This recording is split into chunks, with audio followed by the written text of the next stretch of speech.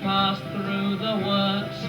Who'll tell the shades of the old LMS that closure today is the price of success?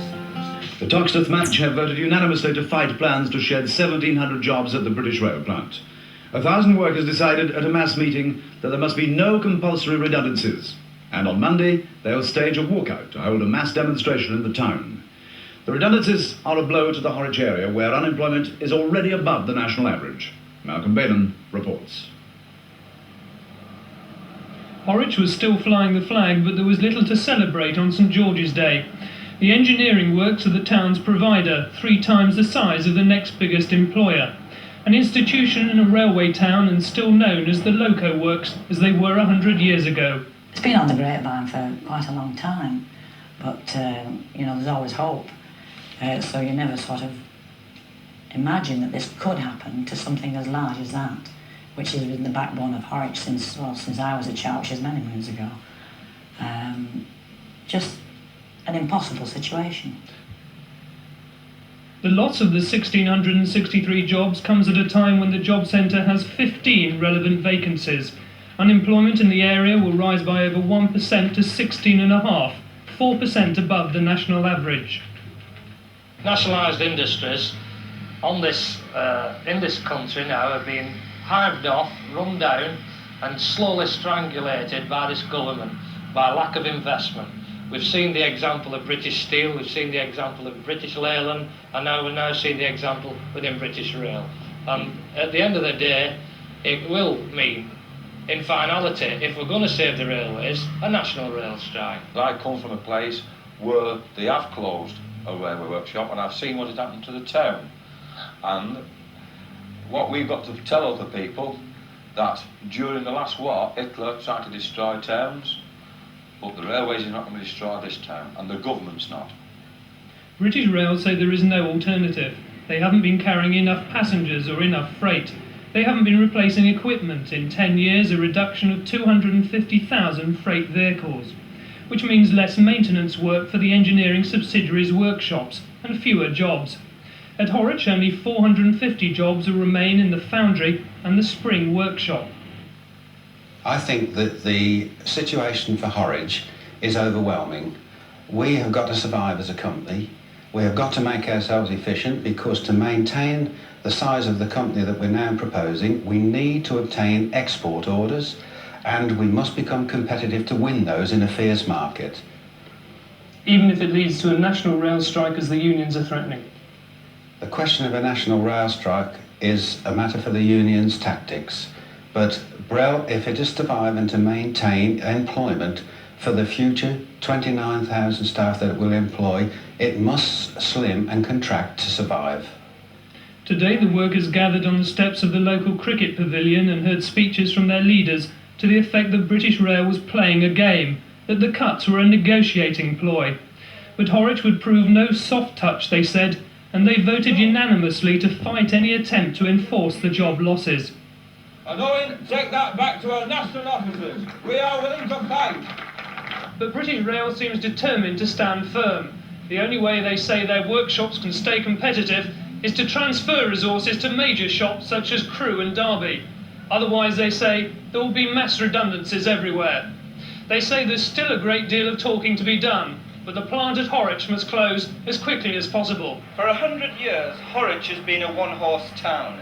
Before 1880, it was a little rural backwater, population 3,000. Then the railways came.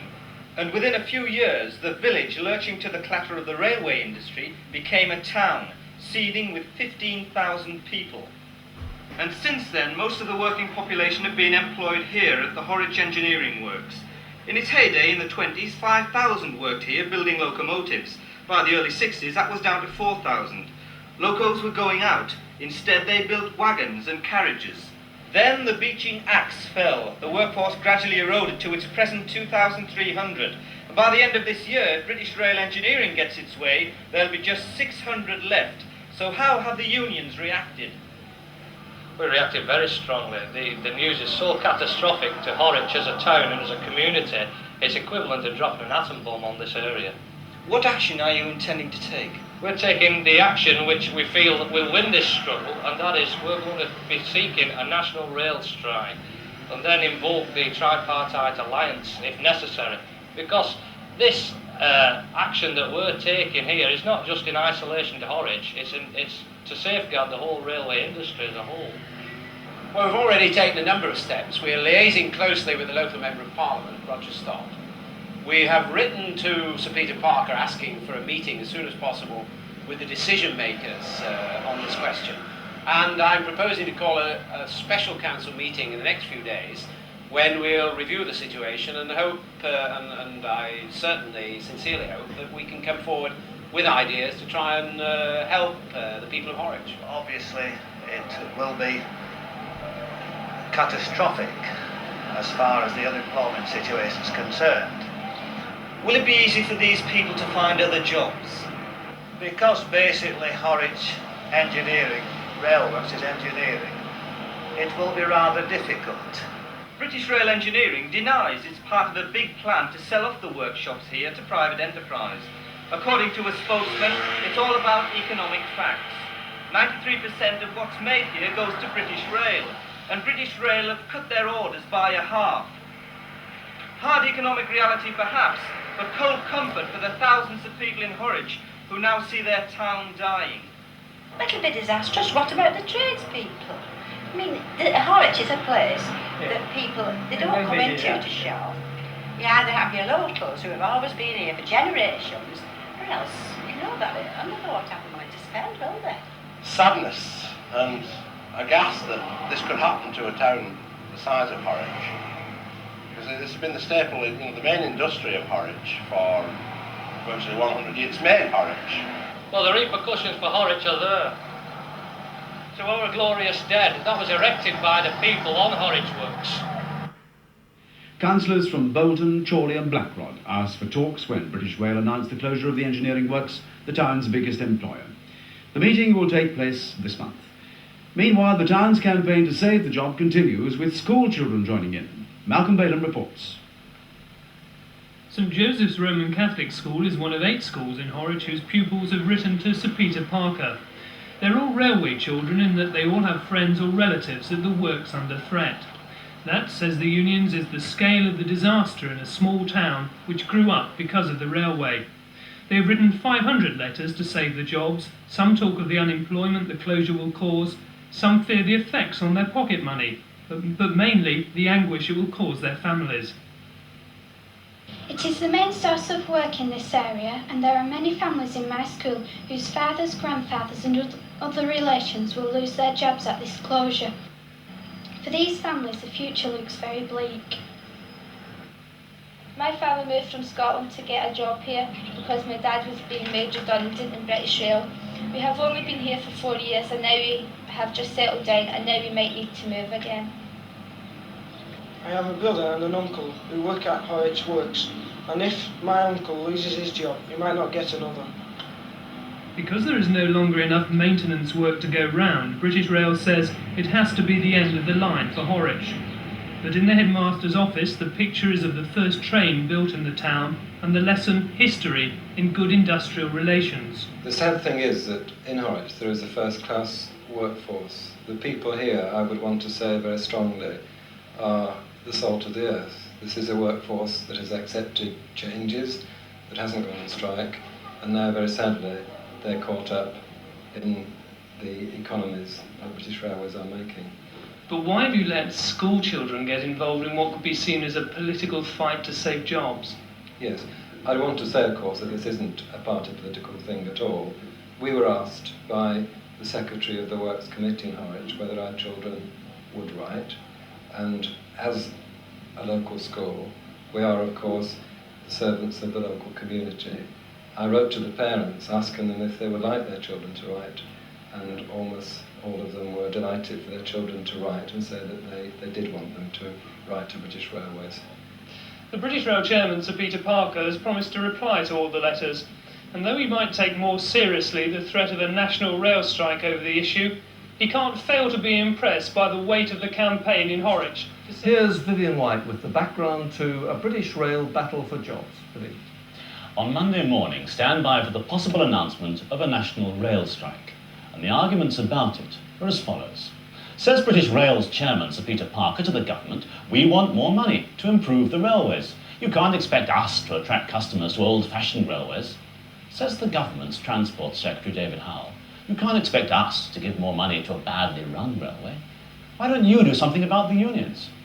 So says Sidney Wheel, leader of the biggest rail union, the NUR, you can't expect us to help you much more than we have already. We've already given up thousands of jobs. And what have we got in return? A 5% pay offer.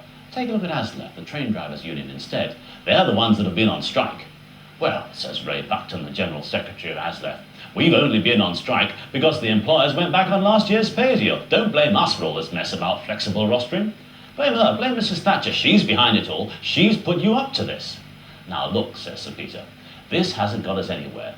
We're just losing customers and losing money. Something will have to be done. And that's where we came in. On April the 22nd this year, British Rail announced that 6,000 jobs would have to be lost in its subsidiary British Rail Engineering Limited, and that 2 British Rail Engineering works would have to be closed altogether. One of these is at Horwich, just outside Bolton, and now British Rail faces a national strike led by the NUR unless those closure decisions are reversed. And the strike date could be announced next Monday. We've been to Horwich to see how the battle looks from there.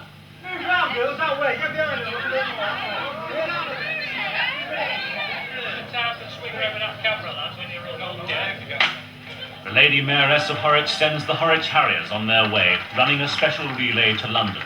This relay wasn't a stunt to raise money for charity. The Harriers were running to save their town. Yesterday they delivered a petition in Downing Street appealing to Mrs. Thatcher not to let British Rail close the carriage works at Horwich at the end of this year, at the cost of nearly 2,000 jobs. The Deputy Union Convener at the works is Dennis Green. This workforce is fully committed to win this fight because it's not just a fight for the works, it's a fight for the community. If we don't win this fight, then this town's dead. This town's built around this works. It's been on around this works for 97 years.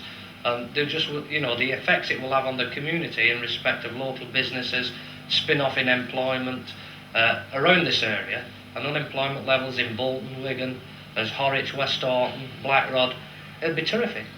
So consequently, the workforce is totally determined because they're fighting for the future generations, for the kids who they have at home, because this has been the main source of employment for them. This year of all years, they shouldn't have been preparing a wake or a fight to save their jobs here. They should have been preparing for a celebration, for it's nearly 100 years since Horwich was opened for business. And all that time, the Loco and carriage works have been the town. It was the Lancashire and Yorkshire Railway who built the Locomotive Works. It was opened in 1885, and by the end of the century, these elegant Atlantic-class steamers were being built here.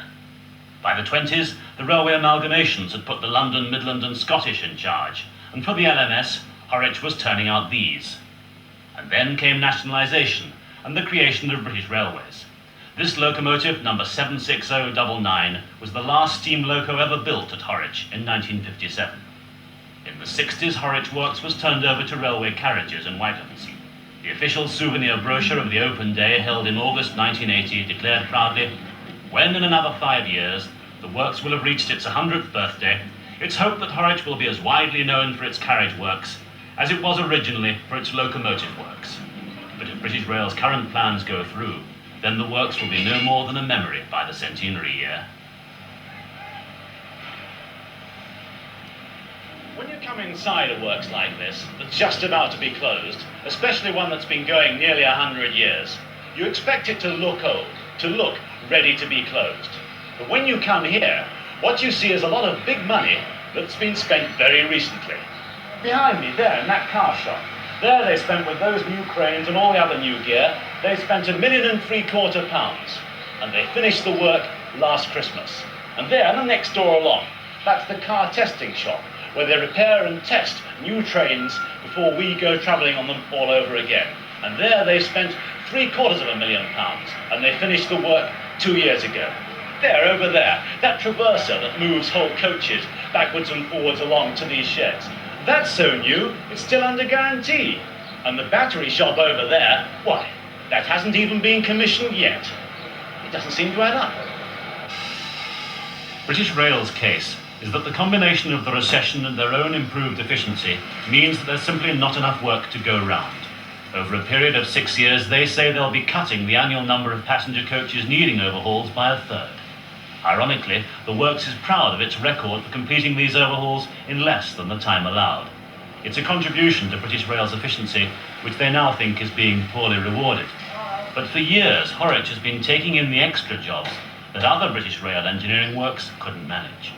At the end of this year, British Rail say there won't be any extra work to be shared out. And that'll mean there'll be nothing left for Horwich to do.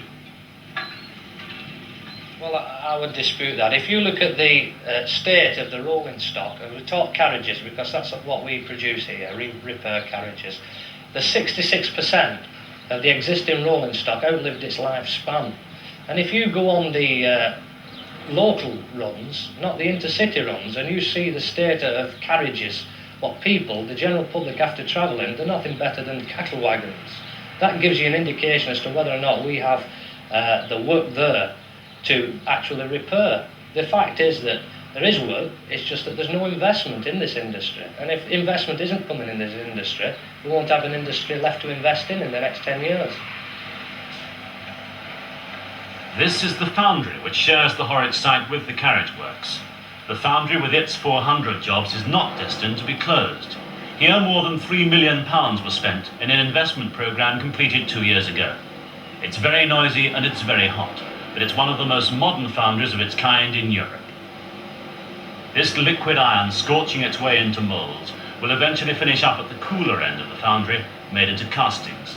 The union suspects that British Rail has been told by the government to cut back British Rail Engineering Limited to leave just its most profitable activities. So, at Horwich, the carriage works would be closed, but the foundry would stay open to be sold off to a private company under the terms of the Conservatives' new transport bill.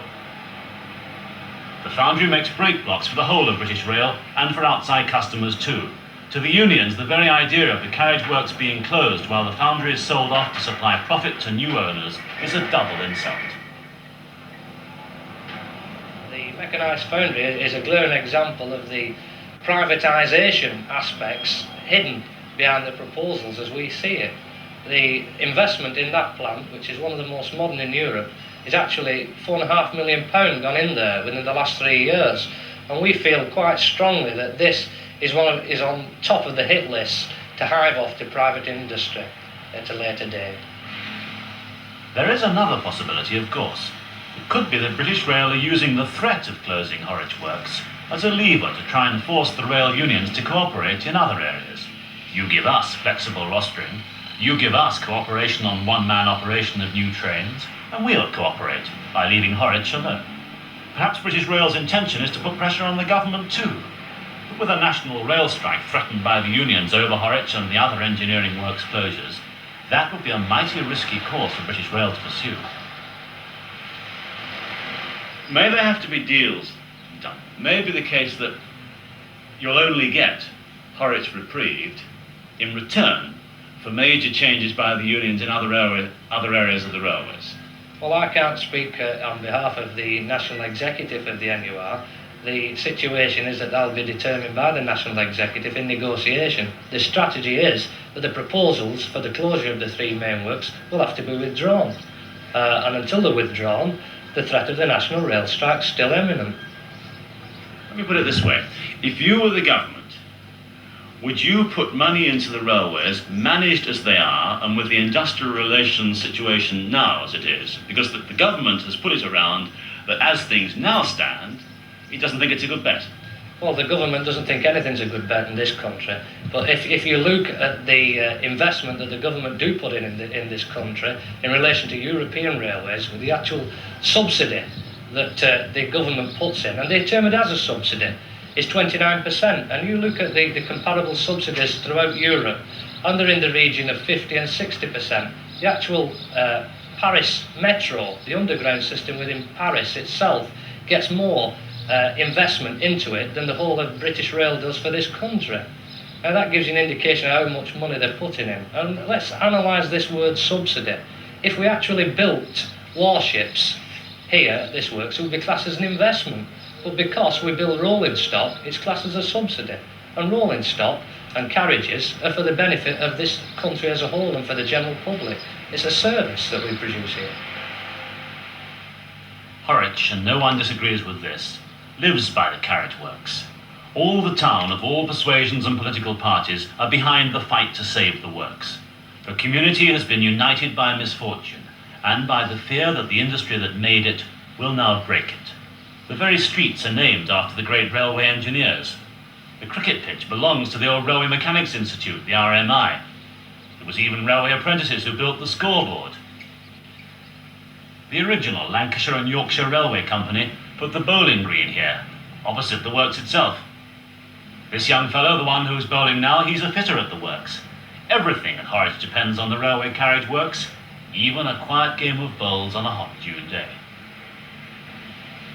The local MP is Roger Stott, who is a Labour front-bench spokesman on transport. I mean, what you have here is the seed corn of British industry. Time-served, skilled engineers who are doing a very good job for British Rail and will continue to do a very good job for British Rail if this workshop stays open. We in the Labour Party in the House of Commons have been saying for the last 3 years that there's plenty of work to be done for British Rail, providing the government find the finance so to do. And so far they have not done that. And it really is a problem that the government have really got to face. What kind of a railway do we want? We've had craft interchangeability here over the last 5 years. The productivity in this workshop has been absolutely superb. There are no grounds, in my view, none whatsoever, for the closure of this workshop. You're not just the local MP, but you actually live near here too. What's the atmosphere like here now? Well, the atmosphere in this town is one of shock, because it's the only employment in this area. One only has to look around here. 18% in Bolton, 19% in Wigan, the travel to work areas. If this place were to close, it would be the death of this community, and we cannot allow that to happen. And all of the engines who pass through the works, who'll tell the shades of the old LMS. Well, with us in the studio now is Mr. Alan Dunkley, who's the Personnel Director of British Rail Engineering Limited. Mr. Dunkley, you've seen the film and you know well the concerns that are felt in Horwich, and the air has been thick with rumours today. Can you tell the people of Horwich, is the plant to be closed or is there to be a reprieve? Well, what has happened today is that the British Railways Board has written to the trade unions concerned, that's the NUR, the Confederated Unions and the TSSA, with a letter to say that they will grant a temporary reprieve on the closure of the workshops in the hopeful spirit that this will get alternative policies to the closure discussed. How temporary? How long is the reprieve to be? I think that very much depends upon what success comes out of the talks. There is what we call a Brel JCC to be held next Tuesday. That's a joint council between all the unions and the railways. Yes, but that's held with the company level. That is the executive members of British Rail Engineering Limited with the unions. And we want to explore what alternatives there are. The speculation has been that the reprieve might be for 6 months. Is that, do you think, a reasonable speculation? I think it's a reasonable speculation to give us time to explore the alternatives, because although there's a reprieve, the problem hasn't gone away. Well, what was said by the union convener there in the film was that the closure threat should be withdrawn for the strike threat itself to go. Do you think that what you're now telling us and telling them in Horwich is enough to call off the strike? Well, I don't think there ever was a decision given to the trade unions to close the works that are under threat. What was said was that Brel is a wholly owned subsidiary. We're charged with running that business as efficiently as possible. And in doing so, we have to come up with the preferred option which makes us the most efficient engineering business that we can. Our option was to recommend the closure of Horwich other than the Foundry, and the closure of Shildon and the slimming of Swindon. It was never a decision, and it was never put on the table as a decision. Has there been a reprieve for all those in the list now, or just for Horwich? No, there has been a reprieve for all of them. But we should better term this a stay of execution rather than a reprieve.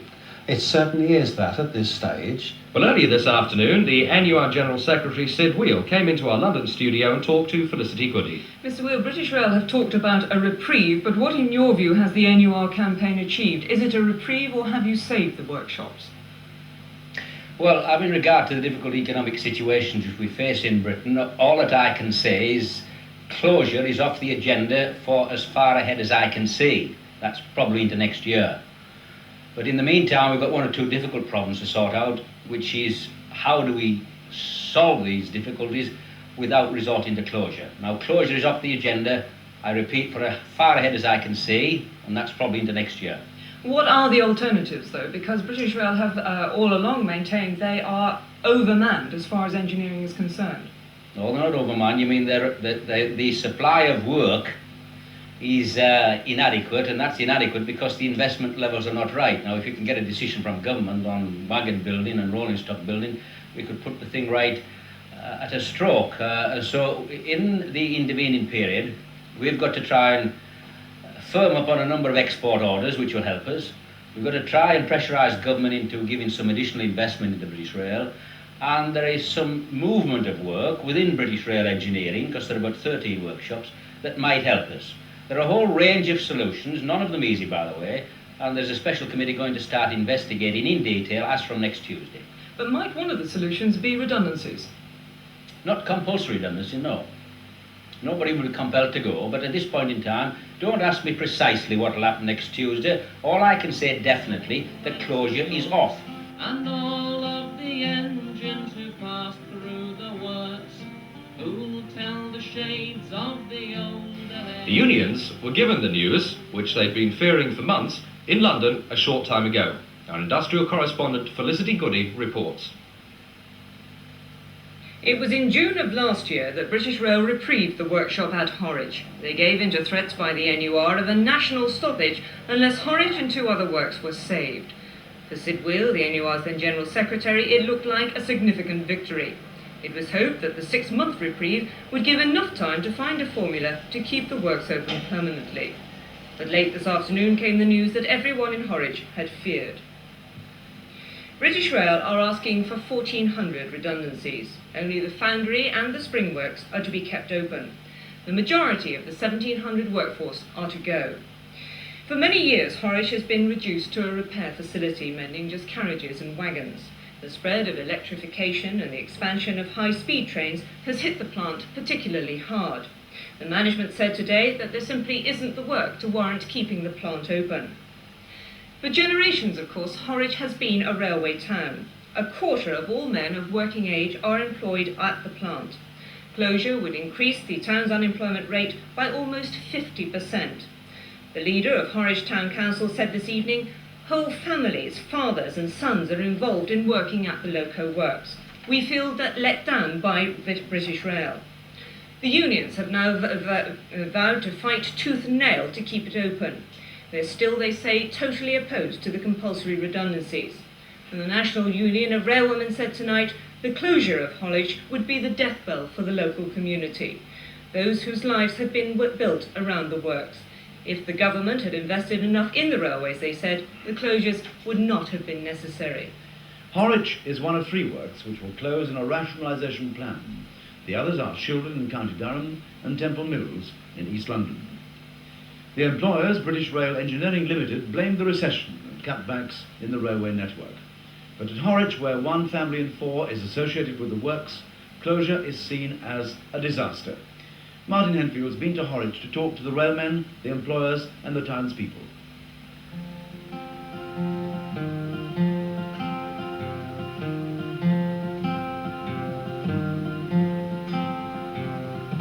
Who said the works were a thing of the past?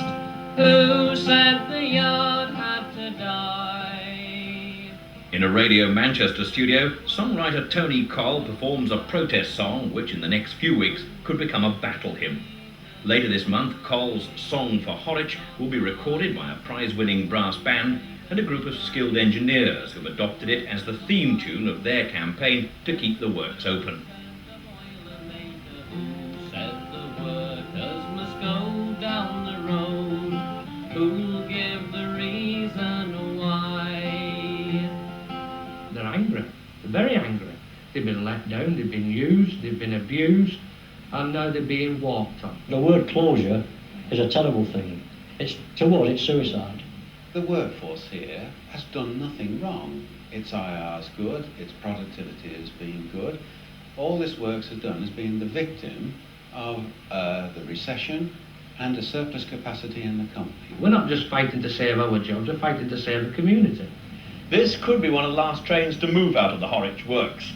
1,400 people will lose their jobs if it closes. The men here say they're as efficient as anyone, and there's no reason why it should be shut down. But the employers, British Rail Engineering Limited, say there isn't enough work to justify keeping it open. Jimmy Savile's slogan, "The age of the train," is a sick joke at Horwich. Many of the carriages the men repair are 20, 30 and occasionally more than 40 years old. They claim they've been patching coaches when they should have been making new ones.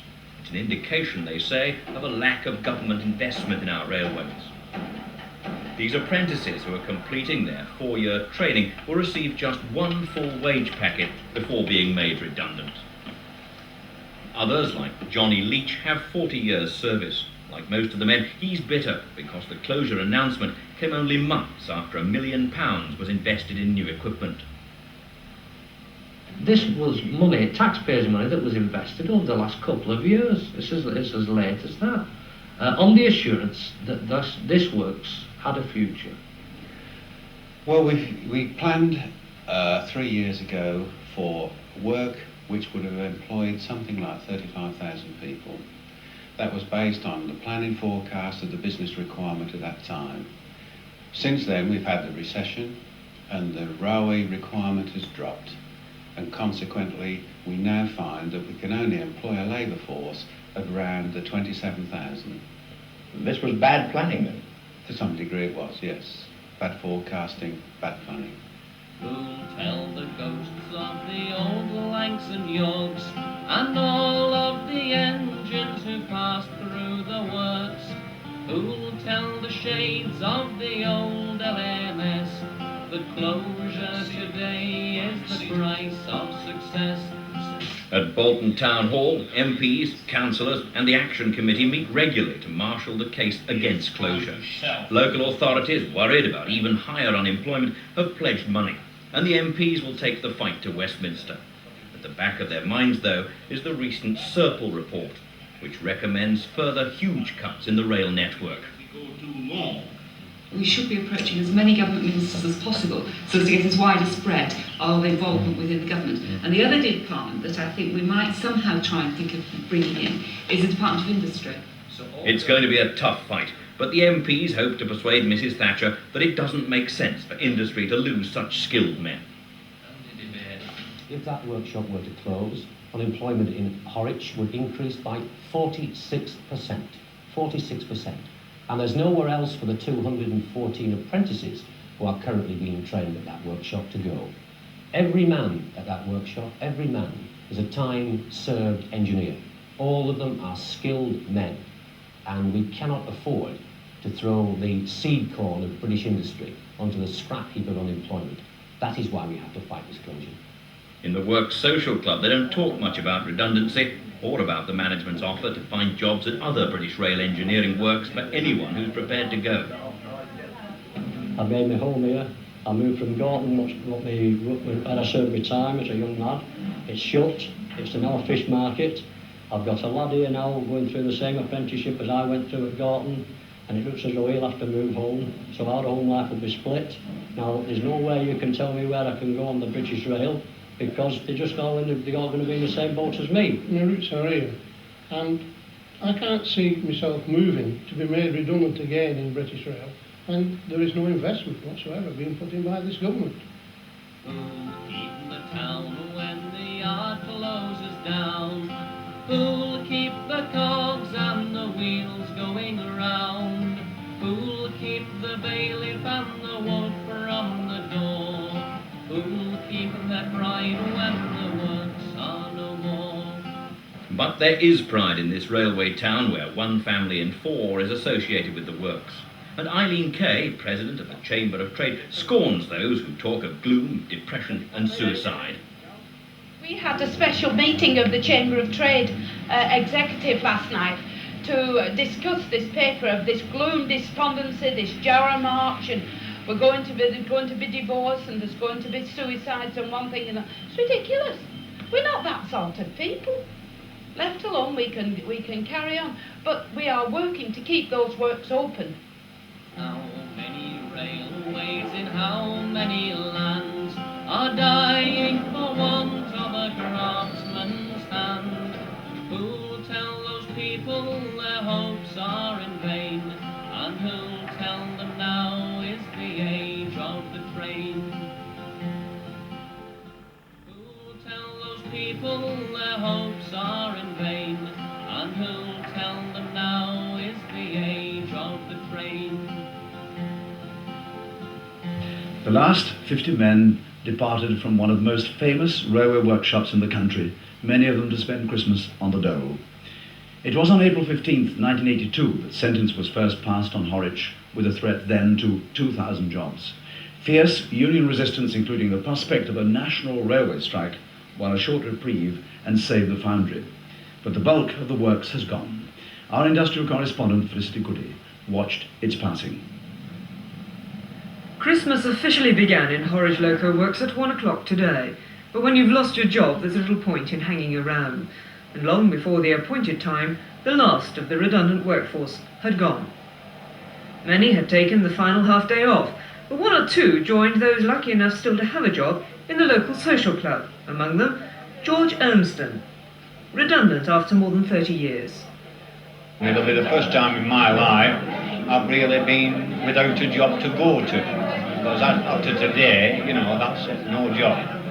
And it's a feeling you can't explain. You know, you can be off work, you can be off sick on holiday, but you've always got the feeling and the thought you're going back to work. But now you're finishing and there's no work there after. George's wife has mixed feelings about her husband's fate. She's looking forward to having him home. But for the Elmston family, the closure is a double tragedy. Their youngest son has also lost his job, and he has a young family to support. Like many of his fellows, George blames the government, which he's convinced has deliberately starved industry of investment. When they get the workforce back as subservient slaves, then the money will pour in and the country will be built up again. That is my view. Someone else who feels like that is the man who led the fight to save Horwich and had to admit defeat. Dennis Green, now ex-convener, has already spent a month on the dole. The support was certainly lacking in the railway industry in terms of positive support. That is a tragedy of the times, unfortunately, and we'll now see in the years to come, and in next year even, that fellow rail workers who was loath to come forward and support us in a positive way will find themselves in an identical situation as we find ourselves in this year.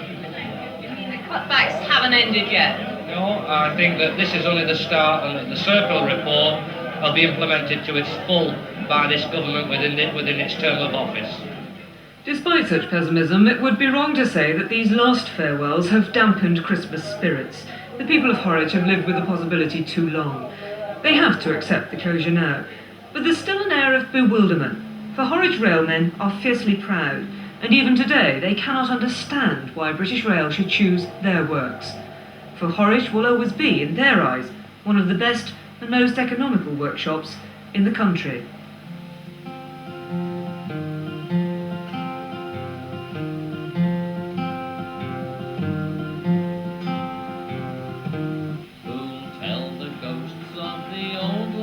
And Yorks, and all of the engines who passed through the works, who'll tell the shades of the old LMS that closure today is the price of success.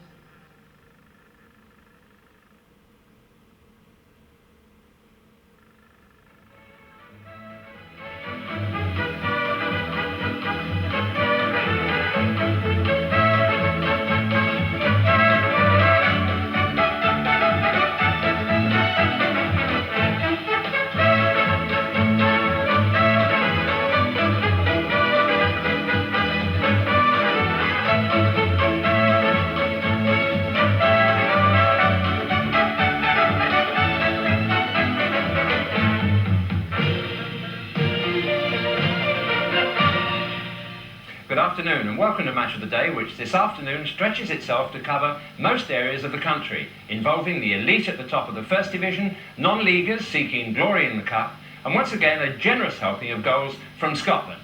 We try to unravel Watford's secret as they, representing the London area, take on Brighton from the sunny south. Fine effort, he's hit the bar, Tempest put the rebound in. Didn't come back for it. That's followed by Midlanders Nottingham Forest, seldom out of the news, who visit the North East to play Sunderland. Mr. Cummins.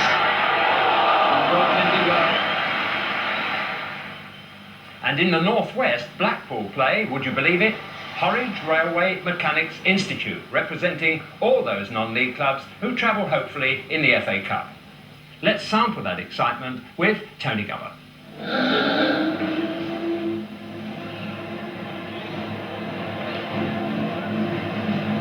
From the heavy industrial scene of the British Rail coachworks at Horwich near Bolton in Lancashire came the most unlikely team in the first round of the FA Cup.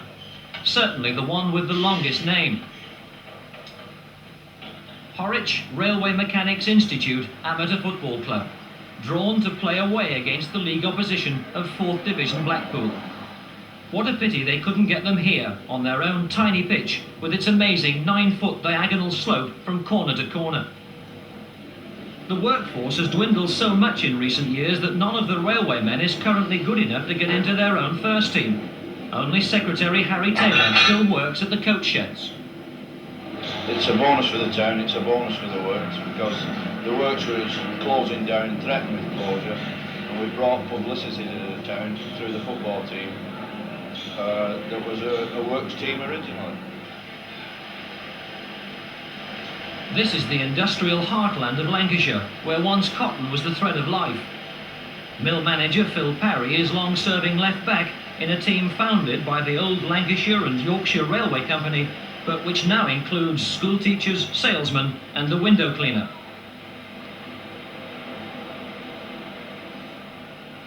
Perhaps it was not surprising then that on a bright Pennine morning, this would be one excursion to the coast that wouldn't be travelling by British Rail.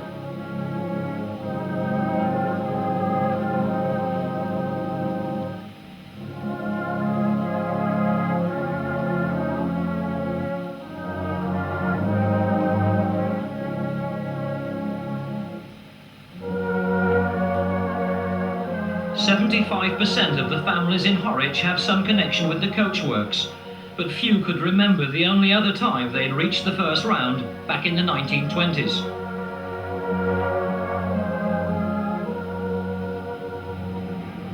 Every football team has its comic. Ah, well, here we are on the coach going to Blackpool. I wish I'd have been at Wigan watching Great Britain. There's one or two lads on here, they're very good with it, up and under, Vernon Lang especially, but what he does in his private life's his own affair. Last week I was filming It's a knockout. That's it, that's as much as I know. That's not bad, Dennis. Can you play football as well as you can mimic Eddie Waring? Not really. I've practiced anywhere, I know what more than football. Ken, what chance do you think you've got? We don't think it will be any more difficult than the Runcorn fixture. They are only in the 4th division, and there used to be the gap between non-league football and league football, and I don't believe that the gap's there anymore. What sort of bonus are your lads on to get a victory today? I haven't disclosed that yet. Do they not know? They don't know yet, no. I'll leave it till just before the game. Is it going to be a nice surprise? Nice surprise, yeah. Who could blame Horwich, with their comedian and win bonus, for cheeky confidence? Driving along the deserted seafront, where 29 years earlier, Blackpool paraded the FA Cup after the memorable 4-3 defeat of Bolton. Then posing for pictures on a pitch once graced by Mortensen and Matthews.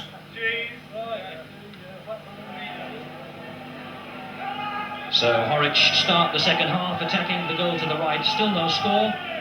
But the little North West Counties team not overawed in this first ever cup tie with league opposition. Noble with the throw for Blackpool, finds Bardsley, the right back.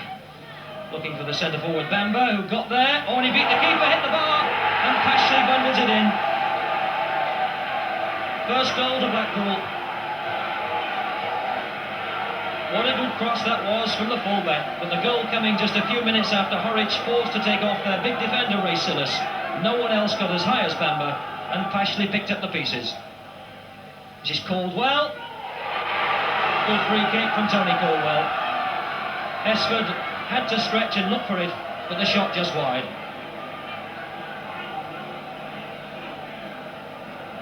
Oh, fullback Griffiths has been caught upfield. Bamber can go forward here, a lot of space. Waywell coming across. Oh, didn't he take it well? 2-0. The Horwich defensive cover was completely lost, and Bamber thumped it in. So the 90 minutes almost up. That was Hockaday's neat little touch. McMahon off his line. Is it a penalty? Yes. Lovely touch from Hockaday, brought down by the keeper. And Blackpool know the game's already sewn up. John Deary can convert this penalty. A final scoreline of 3-0. Well, what's the verdict, Ken? Naturally disappointed, but I feel that the 3-0 scoreline doesn't really reflect the game. The lads are a little bit disappointed, but having said that, they did us proud today. We created 1 or 2 chances, didn't get the rub of the green. That's football. Well, let's hope it's not another 56 years before the Railway Mechanics Institute gets to the first round of the Cup again. Indeed, we've enjoyed it this year. Nice to have met you. Thank you. Thanks very much indeed, Ken.